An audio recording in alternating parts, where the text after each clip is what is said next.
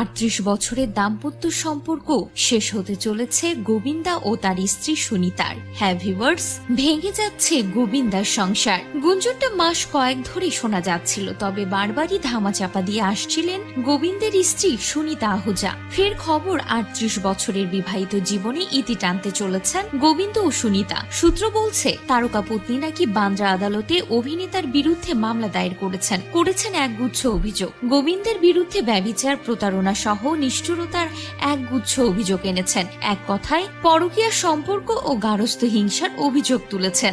সুনিতার অভিযোগের ভিত্তিতে গত মে ও জুন মাসে আদালত থেকে সমন পাঠানো হয় অভিনেতাকে। সুনিতা আদালতে হাজিরা দিলেও অনুপস্থিত ছিলেন নায়ক, যদিও তারা সম্পর্ক ঠিক করার চেষ্টা করছেন বলেও খবর। এই জল্পনার সূত্রপাত হয় গোবিন্দ পত্নীর একটি ব্লগ থেকে। সম্প্রতি সুনিতা চন্দ্রগড়ে মহাকালীর মন্দির দর্শনে যান। সেখানেই দেবী মূর্তি দণ্ডায়মান নয় বরং শায়িত।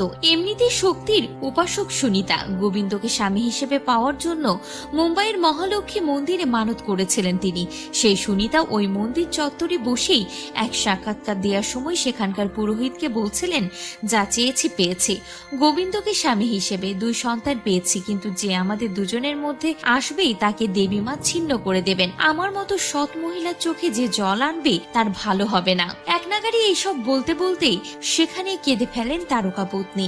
এছাড়াও সাম্প্রতিক সময়ে তিনি একাধিকবার বলেছেন, পুরুষ মানুষকে ভরসা করা উচিত নয়, কখন কি করে বসবেন বুঝতেই পারবেন না। কখনো আবার বলেছেন, আমি গোবিন্দের দাবিদারি করি না, সত্যিটা বলি বলে সহ্য হয় না। বেশ কয়েক মাস ধরে আকারে ইঙ্গিতে বোঝানোর চেষ্টা করছেন সুনিতা, তবুও যেন একটা আলগা পরত রাখতে চেয়েছিলেন। এবার কি সেই সীমাও অতিক্রম করতে বাধ্য হলেন তিনি?